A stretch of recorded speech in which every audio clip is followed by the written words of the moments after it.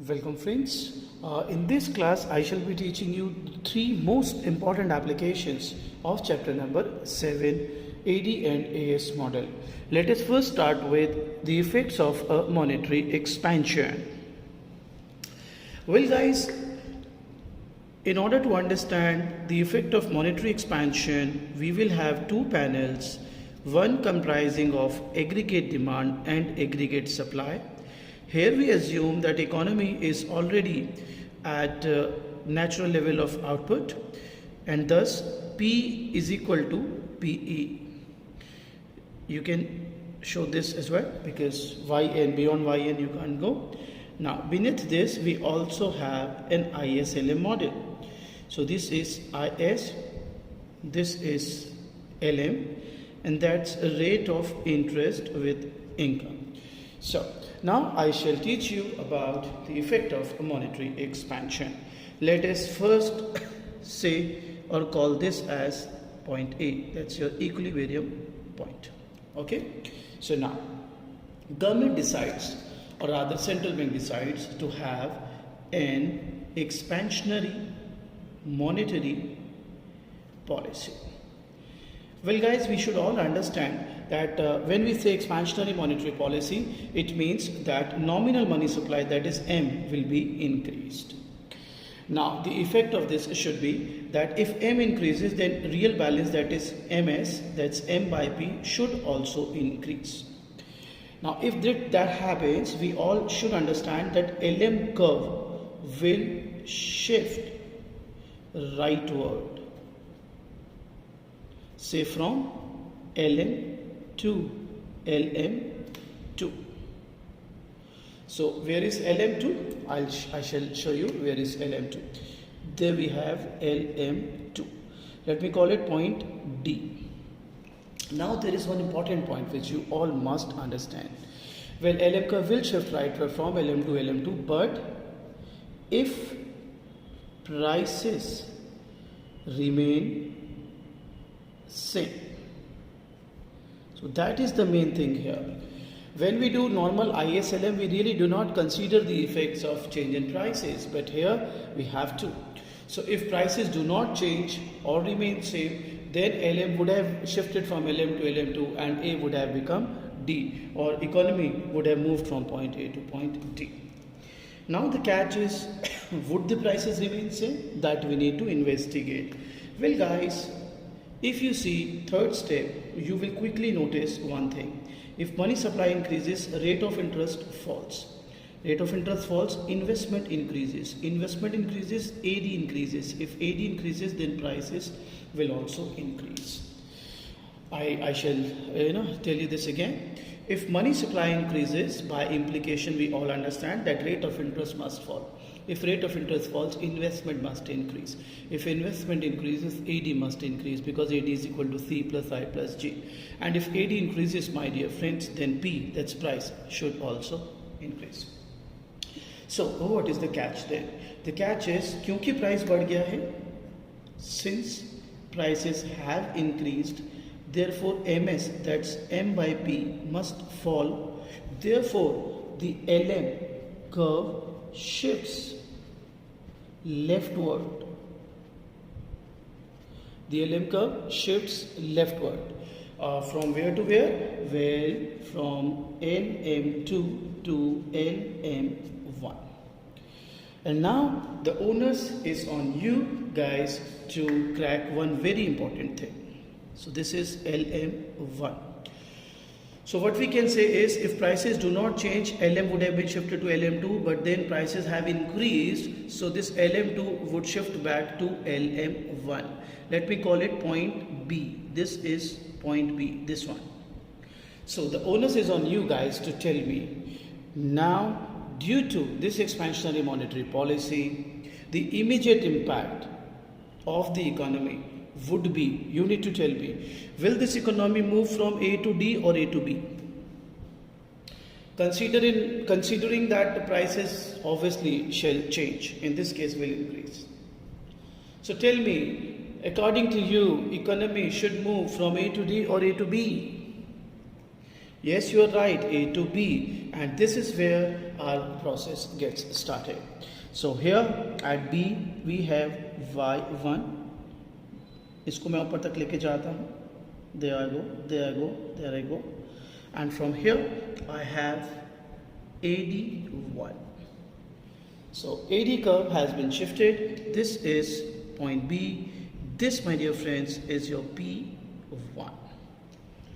ध्यान दीजिए, क्लास में मैं आपको करा ही चुका हूँ, तो आई होप आप इसको आराम से समझ सकते हैं. Now our next step. So from here on we will be having some important things to say. Don't you think y1 is greater than yn? ध्यान दीजिए, at point b you are right, and at point b y1 is there, so y1 is obviously, you can say it's greater than yn. Now don't you think therefore P1 is greater than PE? Yes sir, it is. So now जो हमने chapter 7 में पिछली class में सीखा था, short run to medium run, that thing is gonna come into play. So that is wage setters will revise their expectations regarding price upwards, right? Wage setters will revise their expectation regarding price upwards. Sir, why? Because guys, these wage setters would have expected the prices, these wage setters would have expected the price to be PE, but the actual price turned out to be P1. So what they need to do, they need to revise their expectation regarding prices, and that's precisely what they must do. So if this happens, don't you people think PE shall increase? Because they are revising their expectation regarding price, that to upwards, so PE must increase. So if that happens, from the last class we know that the AS curve shifts leftward or upwards, whatever you want to say. So कब तक चलेगा ये, कब तक ये upward shift होगा बच्चों? Well, it will be till here. So that's AS1. You are at C, you are at P2, and here since y is equal to yn, this P2 is equal to new expected price, P prime E. Okay, so this is medium run. What is the conclusion then? The conclusion says that in the medium run, y shall always be equal to yn. With these 11 steps, you have proved that. But there is one more catch. तो मैं उसको यहाँ लिख देता हूँ as 12th step. Step number 12 says P2 is greater than P1. As you can see, obviously, it is. So that means prices have actually increased. Yeah. 14th step says then MS, which is M by P, should fall. Yeah. That means LM will shift leftward. Yes. From LM1 to LM. So you're going back till A. So my dear friends, you have to take care of both the panels together. So that's the catch here. So this was effect of monetary expansion. Effects of monetary expansion. आराम से आप देख सकते हैं, मेरे notes में से पढ़ सकते हैं, और क्लास तो मैं आपको इसको पहले ही दे चुका हूँ. Now guys, I have the second application for you. This is called decrease in budget deficit. Well, sometimes this happens कि गवर्नमेंट का डेफिसिट बहुत ज़्यादा हो जाता है, दैट इज़ गवर्नमेंट का एक्सपेंडिचर बहुत ज़्यादा है और उतने रिसिप्ट नहीं है, उतना रेवेन्यू नहीं आ रहा. तो ऐसे में government obviously would try to reduce the deficit. How they can do it? Well, either through reducing their government expenditure और increasing their taxes. In either of the cases, this is called contractionary fiscal policy. Contractionary fiscal policy. आइए शुरू करते हैं. Well, like earlier one, I have aggregate demand, aggregate supply, y is equal to yn, p is equal to pe, and I also have in the lower panel is and ln. That's I. इसको मैं आगे extend भी कर देता हूँ क्योंकि yn है. तो suppose this economy starts with point A. This is point A. So what does government do? Well, a fiscal contraction. Fiscal contraction, इसका क्या मतलब होता है? दैट इज गवर्नमेंट स्पेंडिंग कम कर दिया या टैक्स बढ़ा दिया। वेल अगर आपको आईएस का बेसिक पता हो तो आपको पता है this is an autonomous spending, और ऑटोनॉमस स्पेंडिंग आईएस में शिफ्ट करती है। तो अगर जी कम हो रहा है तो IS curve will shift leftward from IS to IS1. Let me give you an idea. This is how IS1, this is point D. But यहाँ पर कैच क्या है मेरे बच्चों? The catch is again, if prices do not change, then this is gonna happen. But हमें ये देखना होगा कि प्राइस चेंज हो रहे हैं या नहीं हो रहे। आइए देखते हैं। Well guys, step number 3, don't you think taking from here, if G falls, AD must also fall? Why sir? Because AD is equal to C plus I plus G plus NX. Yes sir. Okay, AD falls so prices fall? Yes sir. If price falls then MS, which is M by P, should increase? Yes sir. Then LM curve will shift rightward? Yes sir.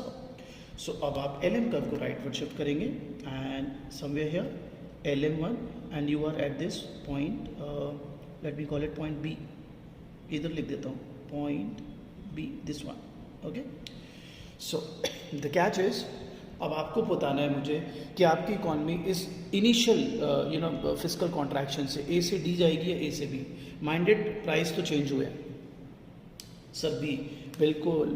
तो अब यहाँ से शुरू करेंगे, आप B पर हो, that's Y1, इसको ऊपर चलते हैं और ऊपर चलते हैं और ऊपर चलते हैं और ऊपर चलते हैं, और ये हो गया आपका पॉइंट बी, ये हो गया आपका Y1। एक बात यहाँ पर और ध्यान देने की है, जब आप रीडिंग्स पढ़ेंगे ना तो उसमें एक्सप्लेनेशन पहले अपर पैनल की होती है फिर लोअर पैनल की, इसलिए कन्फ्यूजन हो जाती है। हम आपको क्या सिखा रहे हैं, नीचे से ऊपर, तो इसमें समझने में थोड़ी आसानी रहती है। ये हो गया आपका P1। यहाँ तक बात क्लियर? हाँ सर बिल्कुल क्लियर, ग्रेट। तो अब आपको नहीं लगता Y1 is less then YN? देख लो देख लो, यस सर बिल्कुल लगता है। And P1 is less than PE? हाँ सर बिल्कुल है। ओके, तो अब होगा क्या? Well wage setters will revise their expectations regarding price downwards. क्यों सर? अरे उन्होंने PE सोचा था, एक्चुअल प्राइस P1 निकला, कम निकला ना। हाँ सर, तो फिर अगली बारी वो उतना सोचेंगे या कम सोचेंगे? सर कम। कोई एग्जांपल दे सकते हो सर? हाँ बिल्कुल दे सकते हो। आप एक रेस्टोरेंट में गए कि आपने सोचा कि ये पर्टिकुलर आइटम्स खाऊंगा तो 500 रुपये का बिल आएगा, आया 300 का। तो अगली बारी जब आप वहाँ जाओगे तो 500 की एक्सपेक्टेशन लेके जाओगे कि 500 से कम की, उतने ही आइटम खाने हैं सर, कम की। तो फिर ये भी तो वही कर रहा है, ठीक है। सो don't you think if this happens तो फिर जो एस कर्व है वो राइट डाउनवर्ड शिफ्ट होगा? क्यों सर? बेटा एक बात बता, तूने कहा था, मैं इसको यहाँ पे लिख देता हूँ, ये PE फॉल हो जाएगा इससे, ठीक है। तूने पिछले में कहा था अगर PE बढ़ेगा तो एस अपवर्ड शिफ्ट होगा, प्रॉपर्टी है सर। ठीक है भाई, मान ली तेरी बात। तो ये तो बता दे अगर PE गिरेगा तो एस डाउनवर्ड शिफ्ट होगा। हाँ, उससे पहले यहाँ से AD की शिफ्ट भी दिखानी है हमको, AD1, ठीक है। तो दोबारा देख लेते हैं सारा। फिस्कल कॉन्ट्रैक्शन में G कम हो गया, IS कब लेफ्टवर्ड शिफ्ट हुआ, IS टू IS1। लेकिन ये तब होता है अगर प्राइसेस चेंज ना होते, फिर हमें देखना है प्राइस चेंज होंगे या नहीं। भाई G कम हो रहा है तो AD कम होगा, तो प्राइस कम होगा, यानी मनी सप्लाई रियल बैलेंस बढ़ेगा। रियल बैलेंस बढ़ेगा तो LM राइटवर्ड शिफ्ट होगा, जो हमने कर दिया B पर। तो हमने आपसे पूछा कि फिर आप A से D जाओगे या A से B? आप सभी ने कहा सर A से B, A से B। बिल्कुल सही है जी, हम आपके साथ हैं। फिर हमने कहा कि अब आप देखो B पर, Y1 is less then YN, this is YN obviously, ठीक है। हाँ सर बिल्कुल है। तो P1 is less then P, हाँ जी। तो wage setter will revise their expectation regarding price downward, yes. तो PE फॉल करेगा, यस। तो AS downward shift, right sir. कब तक? जब तक ये YN अचीव ना हो जाए, that's C, that's P2 which is your new expected price. Clear? But कहानी यहाँ पर नहीं खत्म हो रही, अब समझना बात को। अब 7th स्टेप देखो, 7th स्टेप ये है that P2 is less then P1। देखो, हाँ सर है। तो don't you think P has actually decreased? हाँ सर, P तो गिरा है। अगर P गिरेगा तो MS which is M by P बढ़ेगा? हाँ सर बढ़ेगा। तो LM कहाँ जाएगा सर? राइटवर्ड, बिल्कुल। देखो, you have to take care of both the panels. तो यहाँ पर आपका इक्विलिब्रियम आएगा, that is LM2 point C। So यहाँ पे भी C पे इक्विलिब्रियम, यहाँ पर भी C पर इक्विलिब्रियम। एक चीज़ नोटिस कर लेना, बहुत सारे बच्चे नहीं करते। सर क्या, बताता हूँ। जब आप मॉनेटरी एक्सपेंशन करते हो तो YYN के बराबर आता है, फिजिकल में भी YYN के बराबर आ रहा है। हाँ सर, लेकिन जब आप मॉनेटरी एक्सपेंशन करते हो तो रेट ऑफ इंटरेस्ट वही रह जाता है, प्राइस बढ़ जाते हैं, रेट ऑफ इंटरेस्ट वही रह जाता है। पीछे जाके देख लेना एक बार रिवाइंड करके। लेकिन जब आप फिजिकल कॉन्ट्रैक्शन करते हो तो प्राइसेस गिरते हैं और रेट ऑफ इंटरेस्ट भी गिरता है। अगर आप यहाँ से इक्विलिब्रियम से रेट ऑफ इंटरेस्ट देखोगे तो ये गिरा हुआ। सो ये चीज़ें भी ध्यान रखनी है, इस पर बेस वो एप्लीकेशन बना के आपको दे सकते हैं। कूल, चलिए गाइस, अब आपको सिखाते हैं next application, that is supply shock. तो ये दो तरीके से आएगी। ये आपको स्पेसिफिकली बोल सकता है कि सप्लाई शॉक का इफेक्ट ऑन NRU बताओ, नेचुरल रेट ऑफ अनएम्प्लॉयमेंट। तो पहले उसके हिसाब से सीख रहे हैं, फिर अगर ये बोलेगा कि नॉर्मल ADS से सिखा तो वो भी सिखाते हैं। On NRU, well in order to understand that, सबसे पहले याद करो chapter 6, price setting, wage setting, that's natural rate of unemployment and that's real wage. ठीक है, याद आ गया? हाँ जी सर, याद आ गया, बहुत बढ़िया। अब हमको आराम से बताओ आपका सप्लाई शॉक का मतलब क्या है। वेल सप्लाई शॉक का मतलब है बेटा कि पीछे से ना सप्लाई शॉर्ट कर देना। सप्लाई शॉर्ट अगर करोगे तो उससे आपका प्रॉफिट मार्जिन बढ़ जाएगा। तो अगर, डोंट यू थिंक, मैं यहाँ लिख देता हूँ कि अगर प्रॉफिट मार्जिन बढ़ेगा, सप्लाई शॉक का मतलब है आर्टिफिशियली पीछे से सप्लाई शॉर्ट करा, सो दैट सप्लाई शॉर्ट होगी तो प्राइस बढ़ जाएंगे ना, तो प्राइस बढ़ेंगे तो वही आपका प्रॉफिट मार्जिन बढ़ जाएगा, है ना। मार्कअप ओवर कॉस्ट इसको कहते हो। तो ये मार्कअप ओवर कॉस्ट अगर बढ़ जाए तो डोंट यू पीपल थिंक आपके रियल वेज गिरेंगे। सर क्यों? ये बढ़ेगा तो प्राइस बढ़ेगा ना यार, और रियल वेज क्या होता है, W/P, तो ये गिर जाएगा। इससे क्या होगा, इससे अनएम्प्लॉयमेंट होगी। अगर आपने रियल वेज नहीं बढ़ाए और गिरते रहने दिए तो अनएम्प्लॉयमेंट बढ़ेगी। अब शो कैसे करें? अब देखो चैप्टर 6 अगर तुम्हें अच्छे से आता है, ये बताओ ये जो मार्कअप है, मार्कअप ओवर कॉस्ट, ये वेज सेटिंग का पार्ट है कि प्राइस सेटिंग का? सर प्राइस सेटिंग का, तो बस फिर उसी में चेंज लाओ। यहाँ से मैं क्या दिखा रहा हूँ, रियल वेज गिर गया, याद करो ये रियल वेज ही तो था Y एक्सेस पर, और ये मार्कअप ओवर कॉस्ट बढ़ गया। यहाँ से मैं क्या दिखा रहा हूँ, अनएम्प्लॉयमेंट रेट बढ़ गया, क्योंकि यहाँ पे अनएम्प्लॉयमेंट रेट ही आप लेते हो। सो अगर आपको सप्लाई शॉक आ जाए पेपर में और बोले स्पेसिफिकली NRU पर बताओ, so this is what you are suppose to do. लेकिन अगर आपको सिंपल आ जाए कि भाई सप्लाई शॉक बताओ, ये नहीं बोले ऑन NRU, तो क्या करना है वो सिखाता हूँ।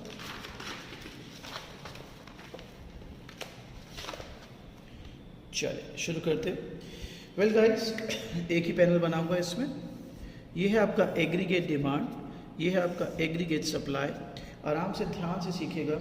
ये है आपका y is equal to YN, ये है आपका P is equal to PE, and you guys are at point A। So सब कुछ ठीक चल रहा था, सडनली सप्लाई शॉक हुआ, पीछे से सप्लाई गिरा दी गई। डोंट यू थिंक आपका सप्लाई कर्व ही लेफ्टवर्ड शिफ्ट हो गया और आप आ गए AS1। अब मेरे बच्चों, आपके दिमाग में एज इकोनॉमिस्ट या एज वेज सेटर्स भी कह सकते हो, एम्प्लॉयर्स भी कह सकते हो, you would think that your economy will move from A to B।